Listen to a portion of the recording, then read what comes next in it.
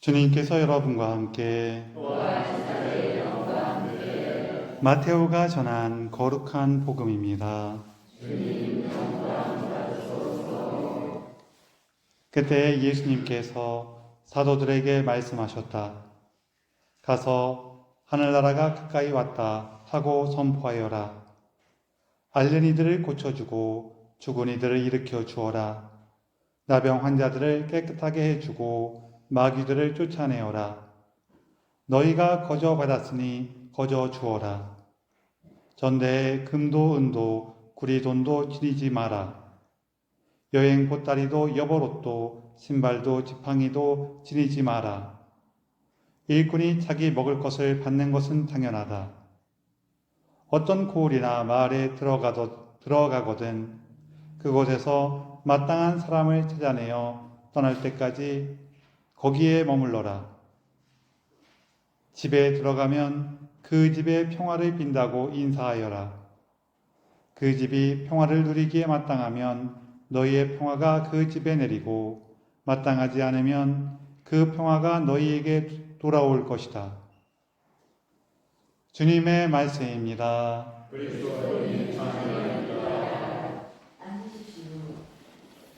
자매 예수님, 서로 인사 좀 나누세요.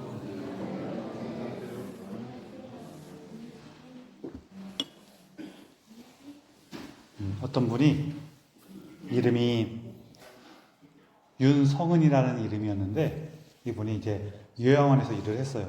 요양원에서 일을 하다 보니까 거기에는 이제 어르신들이 이제 연세가 많으시다 보니까 조금 이렇게 기억력이 떨어지시기도 하고 그런 분들도 계신단 말이에요.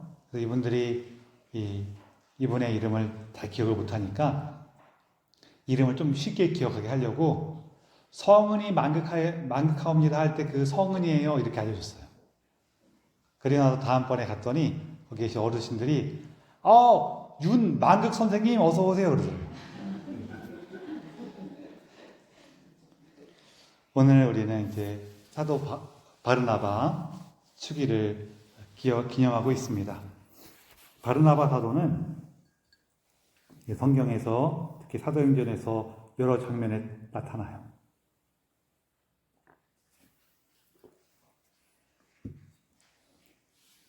제일 먼저 어디 나타나냐면은 이제 처음 이제 공동체가 있을 때 그때 키프로스 출신의 신자가 자기 밭을 판 돈을 교회에 이렇게 봉헌하거든요. 그래서 그때 이제 그게 초기 공동체에게 굉장히 큰 힘이 됐던 것 같아요.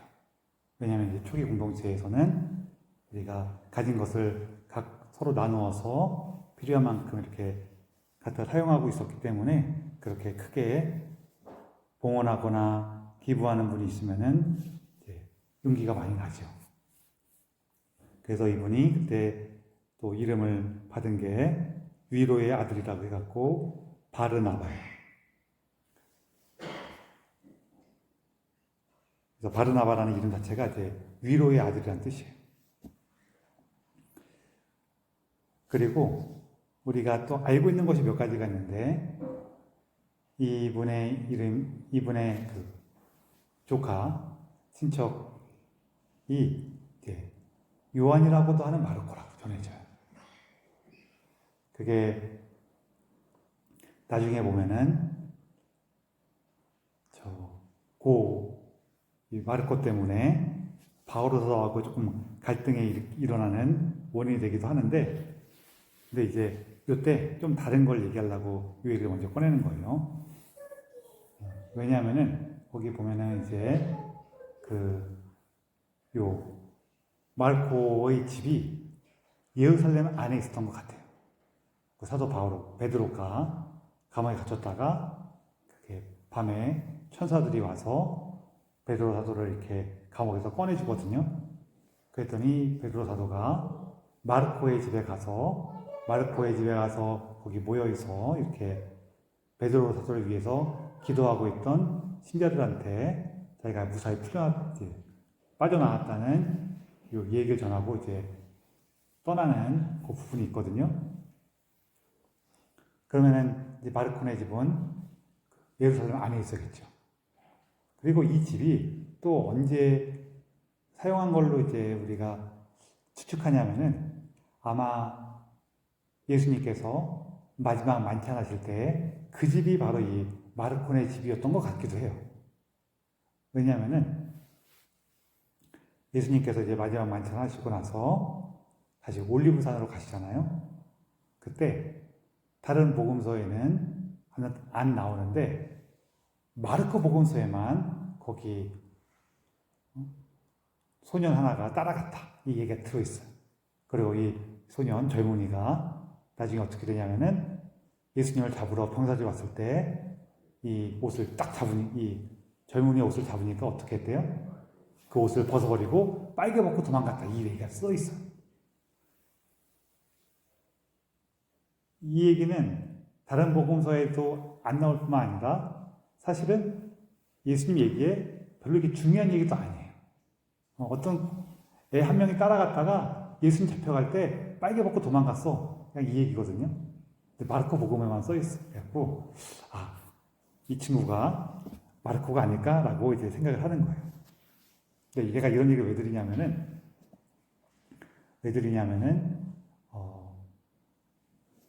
지금도 서울 집값이 비싸요, 안 비싸요? 비싸죠? 예루살렘도 되게 좁아요. 예루살렘 지금은 가면 오히려 그 부근까지 다 이렇게 집을 짓고 그래갖고 좀 넓어졌는데 그 옛날 예루살렘 성이 있던 그 자리는 되게 좁아요. 그리고 거기가 이제 하느님의 도성이고 이스라엘의 중심지다 보니까 그 좁은 땅에 사람들이 많이 들어오려고 그런단 말이에요. 그럼 집값이 어떻게 되겠어요?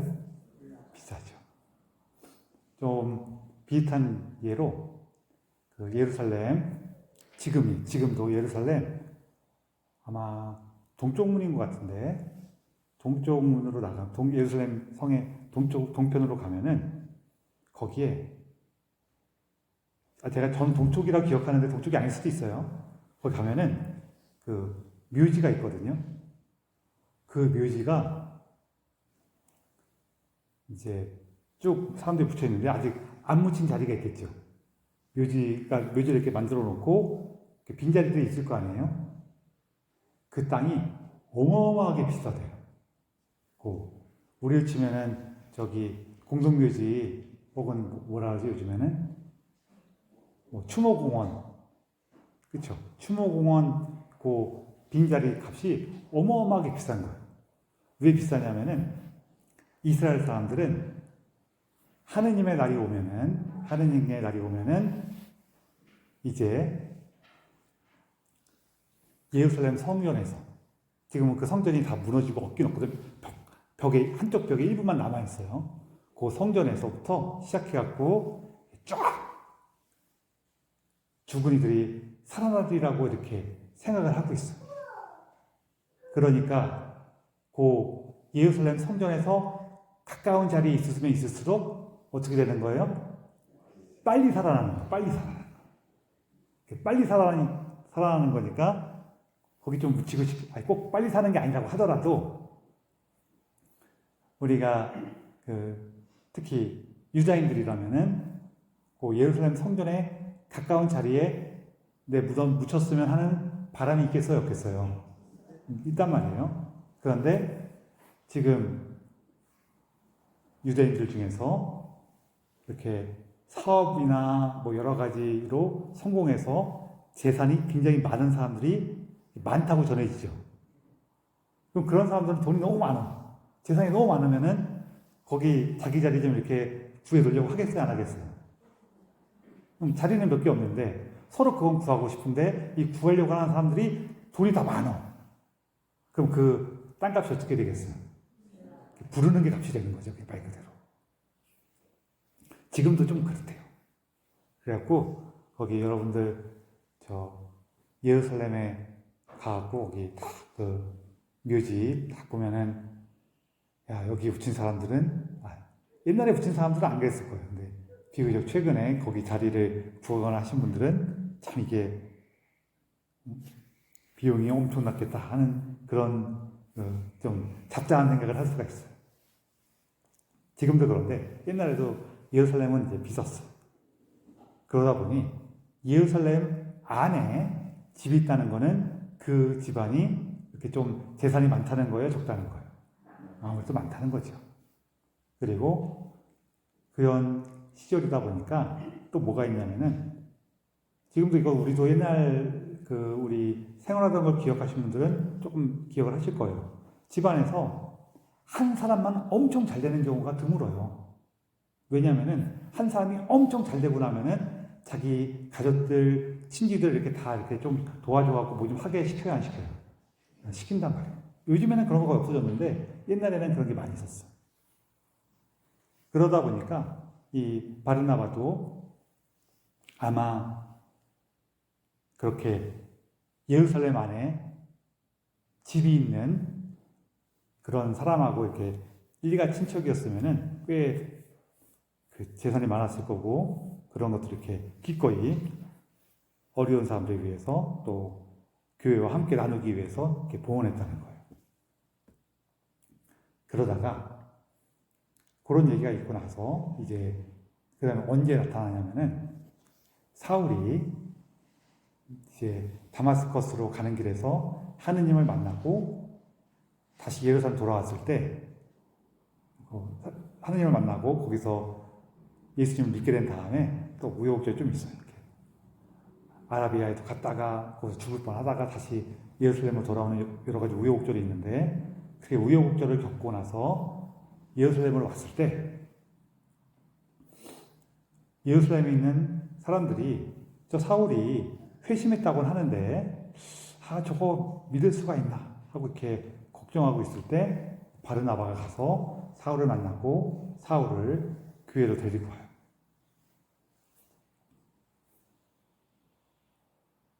그렇지만 이 사울이 거기서 얌전히 있지 못하고 또 사고 쳐갖고 이제 교회에서 고향으로 이렇게 쫓아보내죠.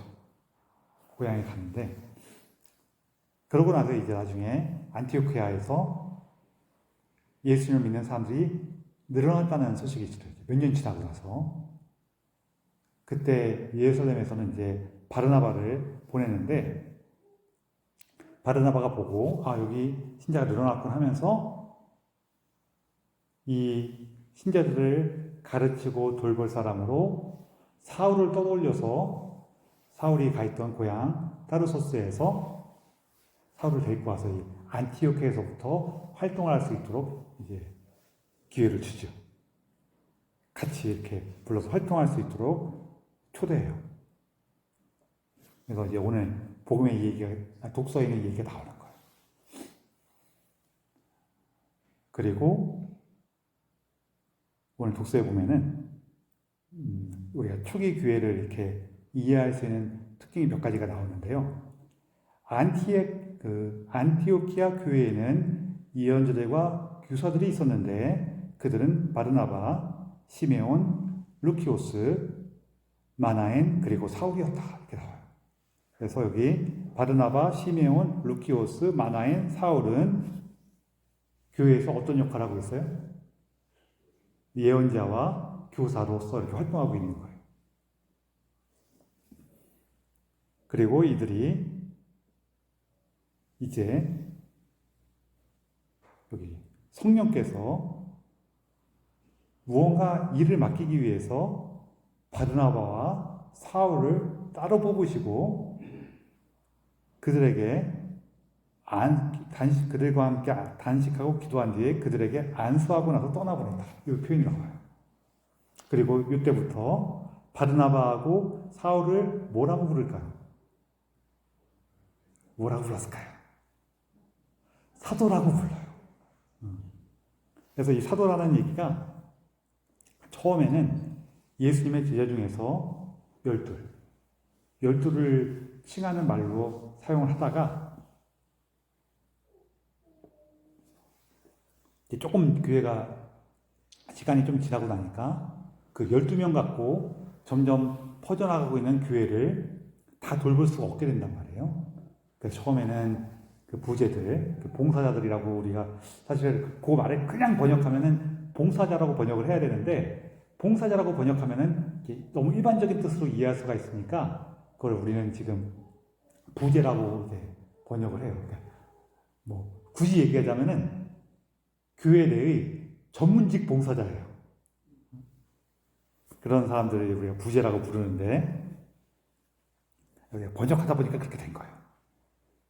그런 식으로 어떻게 이렇게 공동체를 해볼까 그러다가 나중에는 사도라는 그 자리를 다른 사람들에게도 이렇게 그 직무를 주게 돼요.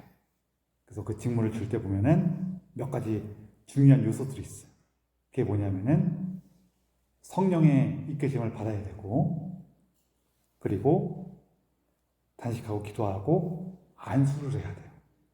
성령의 이끄심과 교회 공동체의 안수가 필요해요. 그렇게 해서 이제 사도로 세워요. 그리고 참고로 요쯤에 이제 사도행전에서는 사울이라고 나오다가 바울이라고 나오기 시작해요.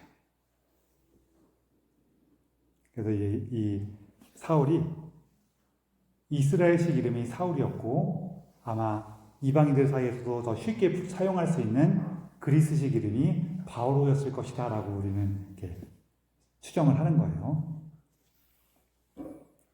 그래서 이제 1차 선교여행을 마치고 돌아왔는데 또 돌아오고 나서 그런 얘기들 이제 교회에 나누고 또 이때 이제 예루살렘하고도 또 이제 해결해야 될 문제가 생겨요.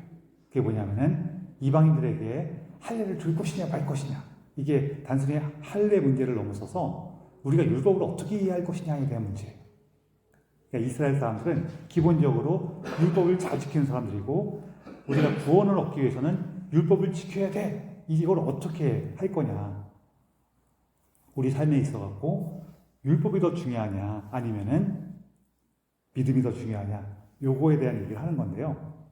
사실은 율법이냐 믿음이냐가 핵심이 아니라 우리가 구원하는 데 있어갖고 내가 어떤 규칙을 지킨다는 것, 그러니까 내 행동이 더 중요한 거냐 아니면은 하느님의 은총이 더 중요한 거냐, 이걸 가지고 얘기를 하는 거예요. 여러분, 우리 구원받을 때 하느님의 은총이 더 중요해요? 우리 행동이 더 중요해요? 그러면 우리가 나는 하느님의 은총으로 구원받았어 하면서 행동은 개떡같이 하면은 그 되는 거야 안 되는 거예요? 될 거야 안 될까요? 왜 안 돼요?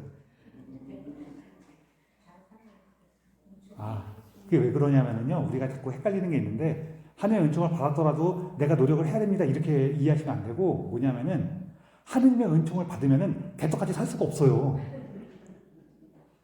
무슨 얘기 이해되시죠? 내가 누가 날 많이 도와줬어, 너무너무 크게 도와줬어, 그게 너무 고마워. 그럼 그 사람한테 말이라도 이렇게 곱게 해요 안 해요? 말이라도 곱게 한단 말이에요. 근데 누가 나한테 많은 걸 안 베풀어줬어. 그러면 내가 뭐 말 곱게 할 필요가 있어요 없어요? 없어요. 그렇죠? 두 번째, 많은 걸 베풀어줬는데 내가 하나도 안 고마워. 그 말 곱게 그러니까 이 사람이 의지적으로 안 고마워하는 것지만 내가 못됐어. 내가 못해갖고 누가 막 베풀어줬는데도 당연하지 이렇게 생각을 했어. 그러면은 상대방한테 고맙겠어요 안 고맙겠어요? 안 고마워. 안 고마우면 상대방한테 말이 곱게 나가요 안 곱게 나가요? 그러면 안 곱게 나가는 걸 보면서 제가 별로 고맙지가 않나 보구나. 이게 이 습관이 안 좋아서 너무너무 고마운데 이 태도만, 내가 마음은 안 그래. 그런 사람이 있을 수는 있어요. 그렇지만 우리 그냥 일반적인 얘기를 하는 거예요. 그럼 걔가 막 나한테 되게 이렇게 거칠게 그러면은 내가 이렇게 많이 도와줬는데도 별로 안 고마운 거 보네. 이렇게 될 거 아니에요, 그렇죠? 그렇게 될 수도 있잖아요. 그런 그 얘기를 하는 거예요. 뭐냐면은 자기가 하느님의 은총을 받았고 그것이 기쁘고 감사하면은 행동은 무언가 좀 변화가 돼요. 제가 종종 말씀드리는 것처럼 하다못해 개망난이었다가 망난이까지는 돼요. 개망난이었다가 망나니가 된 거는 좋아진 거예요, 안 좋아진 거예요? 그래요. 그렇게라도 된단 말이에요. 그게 중요한 문제였어. 어떤 게 핵심이냐? 우리도 여전히 하느님의 은총이 우리를 구원한다고 믿는 거예요. 그거 똑바로 안 살면은 그거 구원 못 받아. 그 얘기가 아니라 똑바로 안 살면은 너 똑바로 안 사는 거 보니까 하느님의 은총을 받은 걸 잘 모르나 보다. 그러는 거죠.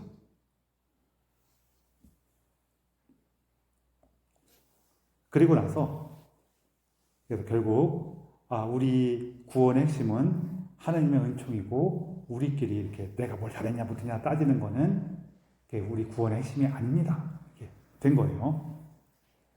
그리고 나서 이제 또 다른 문제가 벌어졌어요.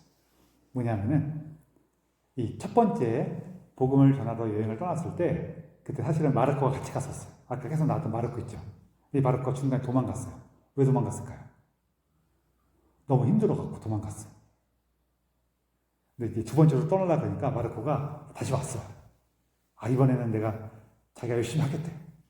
그랬더니 바르나바 사도는 여태까지 바르나바의 모습 봤을 때 자기가 가진 것도 다 어려운 이웃들과 나누고 또 어디 받아줄 데 없는 바오로 사도도 이렇게 챙겨주고 또 다른 사람들은 다 이렇게 제 성가셔 이렇게 쫓아버렸던 바오로 사도 기억하고 있다가 이 자리에는 그 친구가 필요해갖고 다시 데리고 오고 했던 이런 바르나바 사도의 모습을 봤을 때 마르코가 다시 한번 열심히 해보겠다고 오면은 받아주겠어요? 안 받아주겠어요? 받아주겠죠. 그리고 바르나바 사도는 마르코를 받아줬는데 뭐 자기 조카기도 하고 받아줬는데 그때 저놈 데려가면 안 된다고 하고 아주 강력하게 반대한 사람이 있었어요. 누가 반대했을까요? 바로사가 반대했어요. 바로사가 반대해갖고 그것 때문에 서로 갈등을 빚다가 이제 헤어지기로 해요. 바로 사도는 실라스와 함께 가고 이제 바르나바 사도는 마르코를 데리고 가요. 이렇게 헤어지게 되는데 자 여기에서 좀 기억했으면 하는 게 있어요. 첫 번째 우리 신앙생활 하다가 특히 봉사하다 보면은 다른 사람들하고 갈등이 생기거나 다툼이 생길 때가 있을까요? 없을까요? 있어요? 있어요. 생기게 돼요. 자, 생기게 되면은 우리가 되게 이렇게 침울하고 내가 왜 그랬을까? 내가 이런 주제에 무슨 봉사할 자격이 있나? 이러면서 되게 이렇게 낙담할 때가 있거든요. 그럴 때 딱 봐요. 바르나바 사도하고 바로 사도도 다퉜어요? 안 다퉜어요? 다퉜어요. 다퉈갖고 얼마큼 다퉜냐면은 이렇게 서로 깨져서 따로 움직일 정도로 다퉜어요. 여기 원래 베드로 사도도 또 다른 일이 있긴 있는데 다음번에 말씀드리고 다퉜어요. 그러면은 바오로 사도하고 바르나바 사도가 나보다 훌륭해요? 안 훌륭해요? 훌륭하시죠? 당연한 얘기예요. 그럼 나보다 훌륭한 바르나바와 바오로 사도께서도 다퉜으니까 나도 다툴 수 있어요? 없어요? 나 다툴 수 있는 거예요. 다투란 얘기가 아니라 다툴 수도 있는 거죠. 나보다 훌륭한 분도 다투는데 그분보다 훨씬 못난 나도 당연히 다투겠어요? 안 다투겠어요?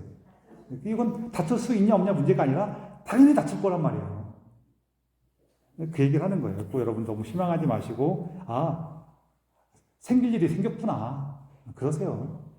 우리 막 너무 피곤한데 아침에 딱 뜨면은 피곤해 그러면서 조금 이렇게 짜증나고 불편할 수 있죠. 없어요? 불편할 수 있어요. 그렇지만 왜 해는 떠갖고 막 그래요? 해는 당연히 뜨는 거지라 그럴 거 아니에요. 그런 거예요. 살다 보면 그런 일이 벌어져요. 그리고 이제 뿐만 아니라 그 가운데서도 각자 자기가 하느님께 맡은 그 소명에 충실하려고 애를 썼어요. 그랬더니 어떻게 됐어요? 복음이 두 배로 퍼지게 되죠. 바르나바 사도팀하고 바오로 사도팀으로 나눠져갖고 복음이 더 많이 퍼지게 돼요. 그래서 우리가 같이 뭔가 할 때 좀 뭐가 마음에 안 들거나 불편한 게 있을 수 있어요. 그럴 때 저분은 저 방식으로 하느님을 참여하고 있고 나는 또 내 방식으로 하느님을 참여하면 되겠구나. 그렇게 하면서 방법을 찾아보시는 것도 좋아요. 거기서 너무 뭔가 이렇게 화가 나거나 신경이 쓰이거나 막 그러거나 너무 이렇게 막 자기 안에서 불만이 일어나면은 아 이거 내 안에 있는 사람의 몫이구나 그냥 그러셔요. 뭐 어떻게 그냥 그런 거죠. 그러다가 이제 바르나바 사도는 마르코 사도와 함께 키프로스로 와서 키프로스 공동체를 만들고 이끌게 됩니다. 그리고 거기서 이제 순교하시게 돼요.